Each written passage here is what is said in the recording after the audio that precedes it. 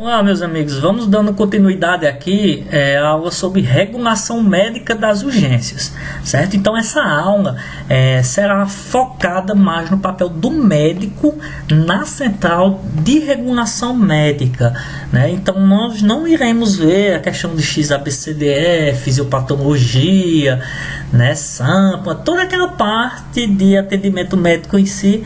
Não, questão de vias aéreas, nada. É só o papel do médico na regulação médica das urgências. Certo? Então a gente, de forma introdutória, inicia aqui falando um pouco sobre o histórico, né? Que a atenção aos casos de urgência e emergência se tornou um dos principais problemas a serem enfrentados pelo sistema de saúde, né? Então a gente vê que os traumas, principalmente os traumas, aumentaram de forma vertiginosa, né? De acordo com o tempo, e foi um dos motivos para a criação e surgimento do SUS. Então há esse aumento progressivo na procura dos pontos da atenção às urgências, e apesar de todas as estratégias adotadas na tentativa de redução dos problemas, permanece ainda um grande problema, né, de aumento exponencialmente falando, né? O médico desempenha um papel fundamental para o funcionamento do sistema. Então nós iremos ver que o médico é o elo principal na regulação das portas de urgência e emergência. Então o médico regulador, ele tem um papel fundamental regulando as portas de urgência e emergência. Aqui eu trouxe só para conceituar, né, só para relembrar para vocês, na resolução do Conselho Federal de Medicina 1451/95, que fala sobre a questão de urgências e emergências, certo? A classificação das urgências em níveis. Então o médico regulador, né, ele classifica esse paciente e vai desde uma orientação médica até uma intervenção de suporte avançado, obviamente, né? Então vai classificar esses níveis, nível 1, 2, 3 e 4, né? Então nível 1, urgência de prioridade absoluta, nível 2, urgências de prioridade moderada, 3, urgências de prioridade baixa e 4, urgências de prioridade mínima. Aí eu trouxe algumas portarias, principalmente eu vou falar da 2048. Então, gente, eu vou anexar para vocês aí, mandar a regulação médica das urgências em PDF, mas ela é um pouco extensa, por isso que aqui está só mais um resumo mesmo. Para vocês que têm interesse, eu vou mandar lá em PDF anexado, tá bom? Então, na portaria vem falando o que é o SAMU. Então, é um atendimento que procura chegar ao cidadão acometido por urgência de natureza, seja clínica, traumática, cirúrgica, obstétrica, pediátrica ou psiquiátrica, né, nos primeiros minutos após o agravo, prestando atendimento em qualquer local, né, e transporte a um serviço de saúde hierarquizado integrado ao SUS. Então o SAMU é esse serviço que chega rápido, né, no caso de urgências e emergências, e atua em qualquer local, certo? Então eu trouxe essa imagem aí só para ilustrar a dificuldade em si do SAMU, né? Então a gente vê um colega aí tentando entubar no sol, no chão, né? Eu estou só para vocês terem uma ideia da dificuldade que é realmente trabalhar um serviço na verdade, com uma dificuldade imensa de se trabalhar, né? Recurso humano limitado. Então, o Conselho Federal de Medicina tem essas 3 resoluções aqui, que é a 2077/2014, que dispõe sobre a normatização do funcionamento dos serviços hospitalares de urgência e emergência, bem como o dimensionamento da equipe médica e dos sistemas de trabalho. A resolução 2079/14 dispõe sobre a normatização do funcionamento das UPAs 24 horas, que é o atendimento pré-hospitalar fixo, né, bem como o dimensionamento da equipe médica dos sistemas de trabalho nessas unidades. E a 2110 dispõe sobre os fluxos e responsabilidade do serviço de APH, né, de urgência e emergência, dentre eles, no caso, o SAMU, que atende os pacientes pelo SUS. A norma estabelece critérios que buscam trazer melhorias na assistência aos pacientes. Eu trouxe aqui, bem consolidada, a portaria 2048, né? Então a portaria 2048 é para a gente uma bíblia, na verdade, assim, ela que surgiu como orientação inicial para o que a gente chama de SAMU, UPA, né? Então, a portaria 2048, ela estabelece os princípios e as diretrizes dos sistemas de urgência, define normas, critérios de funcionamento, classificação e cadastramento dos hospitais de urgência, determina a criação de coordenações dos sistemas estaduais de urgência. É composto por 7 capítulos, onde estão contempladas as seguintes discussões. Então, eu coloquei aqui os 7 capítulos e cada capítulo, né, vem falando. Primeiro, capítulo 1, estruturação do sistema local regional da atenção às urgências dentro do processo NOAS-SUS. Capítulo 2, diretrizes da regulação médica das urgências. Pronto, isso aqui é um ponto importantíssimo, né? O capítulo 3, diretrizes de responsabilidade das várias unidades do componentes do APH fixo. Capítulo 4, diretrizes do APH móvel. Capítulo 5, diretrizes do componente hospitalar do atendimento às urgências. 6, transferência e transporte interhospitalar.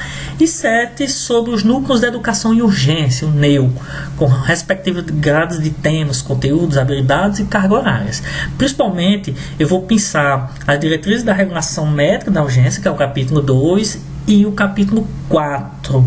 Né? Esses são os temas assim que eu vou puxar mais para vocês, tá bom? Então tem a portaria 1863, 1864, que eu estou só citando, que a 1863 institui a Política Nacional da Atenção às Urgências a ser implantadas em todas as unidades federadas, respeitadas as competências das esferas de gestão.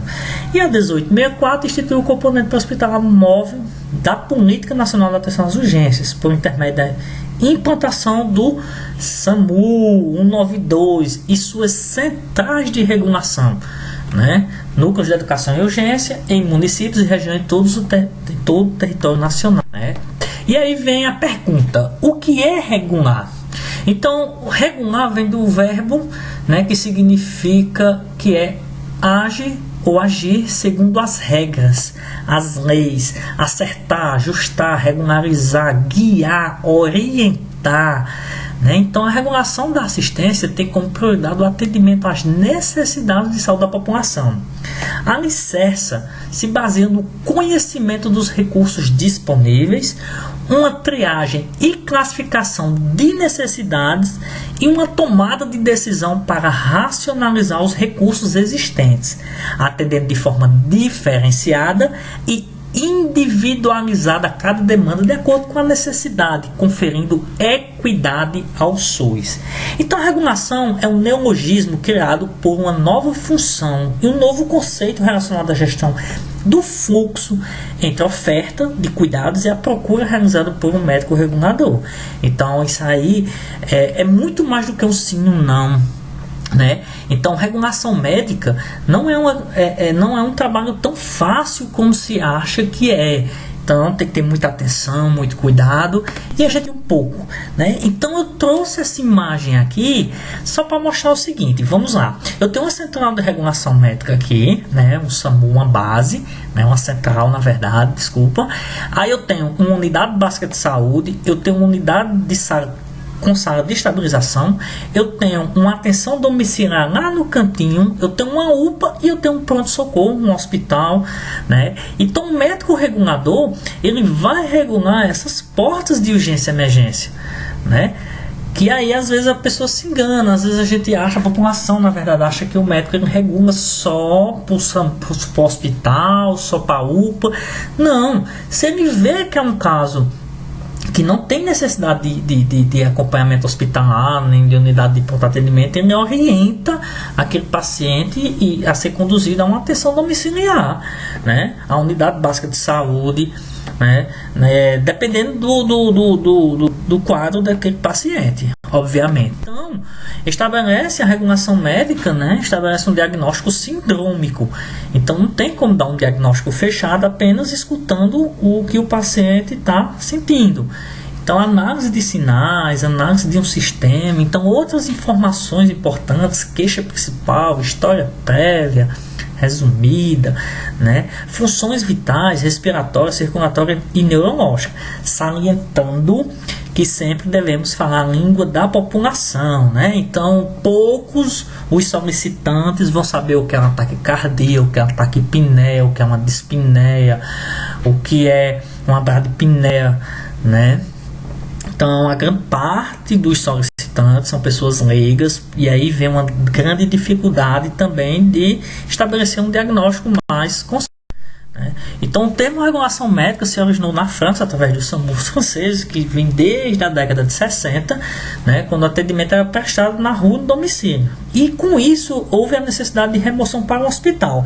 Não havia naquela época, logo no início da década de 60, o advento da regulação médica de urgência, quem decidisse para onde caminhar. Então, na França surgiu o SAMU, que era a ambulância que ia até a população na rua, certo? Só que não existia um médico no qual ele conduzia, encaminhava esse paciente.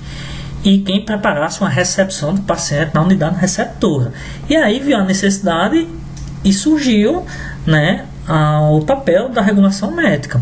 Então, a regulação médica classifica a prioridade de urgência em uma relação às outras e gera acesso aos recursos disponíveis no sistema de saúde, de urgência e de cuidados intensivos na rede hospitalar, de uma maneira eficaz e equitável. A função mais importante do médico regulador é decidir com sim ou não a um pedido quando justificado, por a necessidade de cuidados urgentes, e após classificar de acordo com a prioridade quando há muitas solicitações que entram em conflito para o seu tratamento. Então, como eu já tinha falado, não é apenas um sim ou não. Então, o médico ele tem que saber escutar, ele tem que saber classificar, ele tem que tentar ver um diagnóstico sindrômico, ver qual o recurso mais disponível, qual o local adaptado para aquele paciente, essas portas de urgência e emergência. Aí eu trouxe aqui as habilidades, competência técnica e gestora do médico, na regulação médica. Então, competência técnica: julgar a gravidade, definir recursos necessários, monitorar e orientar o atendimento, definir destino, reconhecer o exercício da telemedicina, definir dados corretamente, conhecer equipes, certo? Eu elenquei aqui várias competências técnicas, seguir os preceitos do Código de Ética Médica, e de competências gestoras: decidir a melhor resposta para cada caso, decidir destino, hospitalização, aceitando a inexistência de leitos vagos, regular as portas de urgência, acionar planos de atenção a desastres e coordenar o conjunto de atenção médica de urgência, requisitar serviços públicos, privados. Então, eu trouxe aqui, a gente começa a prestar atenção que como é grande o leque de competência do médico regulador, E aí vem competência técnica e gestora. Então, a regulação médica das urgências está baseada na implantação de suas centrais de regulação. Então, é a central que regula toda uma regional de saúde, que é o elemento ordenador e orientador dos sistemas estaduais de urgência e emergência. Então, as centrais organizam a relação entre vários serviços, qualificando o fluxo de paciente no sistema e gera a porta de comunicação ao público, através dos pedidos que são recebidos, avaliados e hierarquizados. Então, o fluxo existe e o médico organiza, orienta, ordena as portas de urgência e emergência. Então, regular constitui-se operacionalmente no estabelecimento pelo médico regulador de uma estimativa inicial do grau de urgência de cada caso. Por isso que eu costumo sempre dizer, não é fácil fazer regulação médica, porque muitas das vezes é uma pessoa leiga. E aí o médico entender que aqui não é um caso sério, é um caso urgente, emergente, se o caso é grave, não é, se a pessoa está mentindo ou não está. Então, sem ver o paciente, sem tocar naquele paciente, então só escutando a ligação de alguém que muitas das vezes é uma pessoa leiga, como eu já tinha falado. Então estimativa inicial, o grau de urgência de cada caso, desencadeando a resposta mais adequada. Quando a cada solicitação, monitorando a estimativa do grau de urgência até a finalização do caso, que aí pode ser no hospital, na UPA, principalmente. A gente viu lá naquele desenho que, entre outros, regulação médica, e vem o Conselho Federal de Medicina, na sua resolução 1529/98, a portaria 2048, que o sistema de APH trata-se de um serviço médico, sendo assim sua coordenação, regulação, supervisão, direta, indireta e à distância deve ser efetuada pelo médico. Então o ato de regular, ele fica reconhecido como um ato médico, né? Então, o que consiste em ajustar, sujeitando as regras.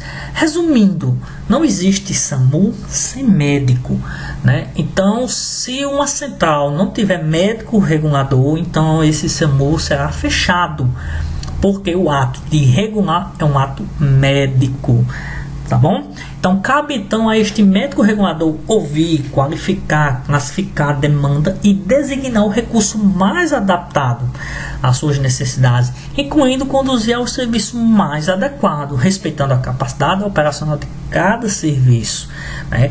Então, eu sempre costumo dizer aos meus alunos, às vezes tem aluno que chega, professor, é fácil então regular aqui em Cajazeiras, né? Porque a gente só tem um hospital regional e a gente só tem uma unidade de pronto atendimento. Relativamente sim, mas quando a gente vai ver em alguns municípios maiores, que a gente tem um hospital pediátrico, um hospital geriátrico, um hospital de trauma oncológico, tem vários tipos de hospitais, né? Então tem vários e eu tenho que regular de acordo com os recursos, com a demanda, com tudo, né, em conjunto, tá bom? Então, esses conceitos aplicados inicialmente no SAMU materializam-se através dos seguintes objetivos. Primeiro, garantir uma escuta médica permanente de toda a demanda do atendimento à urgência, classificar e priorizar as urgências, determinar e desencadear a resposta mais adequada para cada caso, evitando intervenções inúteis, hospitalizações desnecessárias, assegurar a disponibilidade de meios de assistência pública ou privada, adequada ao estado do paciente, gerar aos serviços de urgência de uma maneira eficiente e equânime, primar pelo interesse público, cidadão, e qualificar e ordenar os fluxos, oferecendo respostas individualizadas por necessidade de complexidade, disponível, proximidade e segundo o critério de região. Então, as centrais de regulação médica, o SUS, consiste em um observatório privilegiado da saúde, com capacidade de monitorar de forma dinâmica, sistematizada e em tempo real todo o funcionamento do sistema de saúde, devendo gerar informações regulares para a melhoria imediata do sistema de atenção às urgências de saúde em geral. Então, a competência técnica do médico regulador se sintetiza em sua capacidade de julgar, discernindo o grau, né, presumido de urgência e prioridade de cada caso, segundo as informações disponíveis, fazendo o enlace entre diversos níveis de assistência do sistema, visando a melhor resposta. Então, como a atividade do médico regulador envolve o exercício da telemedicina, impõe-se a gravação contínua das comunicações, o correto preenchimento das fichas médicas de regulação. Então, é gravado tanto as ligações, que a gente chama de BF, baixa frequência, né, que é telefone, como é gravado o rádio amador, né, as gravações do rádio entre a própria equipe. Então, decidir os destinos hospitalares, não aceitando a inexistência de leitos vagos como argumento para não direcionar o paciente para a menor hierarquia disponível, ou seja, garantir o atendimento nas urgências, mesmo nas situações em que inexistam leitos vagos para a internação do paciente. É o que chamamos de vaga zero, né? Então, em suma, o médico regulador responde como autoridade sanitária e pode lançar mão dos meios necessários para garantir o adequado atendimento do paciente. O médico regulador deve ser preferencialmente um médico que tenha experiência hospitalar a nível de urgência e que tenha uma formação própria dentro do SAMU. Eu sempre costumo bater nessa tecla, que a legislação sempre pede e prioriza que tenha um médico que tenha experiência já de pelo menos 2 anos, né? Mas a gente sabe que a própria necessidade nossa faz com que muitos colegas aí, vocês que já estão terminando, sejam convocados a trabalhar no SAMU, né? Mas se vocês forem trabalhar no SAMU, vejam, estudem bem essa portaria todinha, completa, toda essa regulação médica das urgências, vejam, estudem, porque se faz muito necessário, tá bom? Com o objetivo de melhorar o seu desempenho, o médico regulador deve, dentro do SAMU, não somente exercer as funções de regulador, mas igualmente atuar como médico intervencionista dentro das ambulâncias. Isso aqui, gente, é só para não deixar o médico só como regulador, né? Para que não se torne apenas um despachador de unidades móveis. Às vezes a gente faz isso quando uma colega tá em licença maternidade, ou antes de entrar na licença maternidade, está no período gestacional, aí a gente coloca ela como regular, só para regulador, né, como médica reguladora. Só que não é bom, principalmente quando o profissional ele tem condições de ser médico intervencionista, e ele ficar só como apenas um mero despachador de unidades móveis, né? Então, por isso que as equipes normalmente, como tem 2 médicos, eles alternam dentro do plantão a intervenção e a regulação, intervenção e regulação. Tarefa do médico regulador. Em uma regulação médica, deve estar apto a realizar a detecção das necessidades de atendimento médico de urgência de uma maneira rápida, geralmente menos de 1 minuto, estabelecendo rapidamente as prioridades e escolhendo os meios que serão enviados. Se é uma básica, se é uma USA, qual tipo de VTR que for, se precisa de VTR ou não, seguindo uma ordem de tarefas, podendo colocar um médico regulador, faz. Primeiro, detecção das síndromes operacionais de regulação. Utilize os meios em que quer detectar a necessidade de atendimento médico de urgência. Interrogatório, ouvir barulhos de respiração, etc. Então, como às vezes a gente trabalha com a população leiga, então, por isso que pergunta se está respirando, se o paciente diz alguma coisa, se ele responde a um estímulo mais doloroso. Depois, estabelecimento de um diagnóstico sindrômico. É o responsável pela realização das síndromes e faz nesse item. Depois, a triagem, que é a seleção e separação de grandes grupos. B, classificação de prioridades. Distribui em classes de prioridades seguindo critérios de maior necessidade. C, hipótese diagnóstica. Logo após a expressão do pedido de atendimento, a suposição de modo provisório sobre o possível diagnóstico. 3, tomada de decisão terapêutica. A, orienta, indica o rumo ao qual a pessoa que pede o atendimento deve seguir. B, prescreve, receita o tratamento a ser seguido pela resolução da síndrome. C, despacha, expede os meios disponíveis, tanto no SAMU como outros. D, distribui e-mails, dirige os meios disponíveis para atendimento de acordo com a sua prioridade. 4, controlador, fiscaliza a execução da resposta para manter a qualidade e a agilidade dos recursos que possam eventualmente se fazer adicionalmente necessário. Apoiador, ampara os médicos executores em qualquer necessidade externas. E 6, preparador da recepção, prepara a recepção médica e hospitalar. Responsabilidade do médico regulador. Então, o médico regulador ele é responsável por todos os atendimentos recebidos na Central de Regulação Médica de Urgência, desde o acionamento até o encerramento do caso. É o que eu costumo sempre dizer, os 6 elos da estrela azul da vida, Então, os 6 elos, as 6 pontas da estrela da vida. Então, vai desde a detecção do problema até o hospital, que é o encerramento do caso. É também responsável pelo funcionamento geral do serviço, na ausência do coordenador diretor clínico, que deverão ser acionados em caso de qualquer dúvida ou intercorrência significativa que fuja às regras definidas. Então, o médico regulador deve defender os direitos do paciente, oferecendo a melhor resposta às suas necessidades, combinando universalidade e equidade, ou seja, acolhimento universal e a resposta conforme hierarquia de necessidades, sem descuidar de documentar as ofertas